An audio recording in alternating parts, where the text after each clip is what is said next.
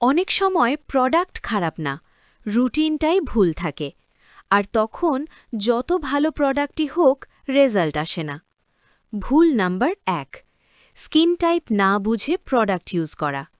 Dry স্কিনে oily product, oily স্কিনে two heavy cream, দুটোই প্রবলেম। ভুল নাম্বার 2, একসাথে অনেক কিছু ইউজ করা। ফেস ওয়াশ, সিরাম, ক্রিম সব একদিনে শুরু করলে স্কিন কনফিউজ হয়ে যায়।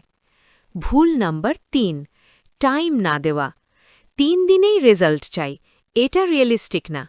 স্কিন কেয়ার কাজ করে যখন রুটিন সিম্পল থাকে আর স্কিনকে সময় দেওয়া হয়।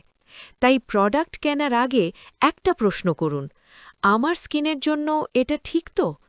এই প্রশ্নটাই অর্ধেক প্রবলেম সলভ করে দেয়।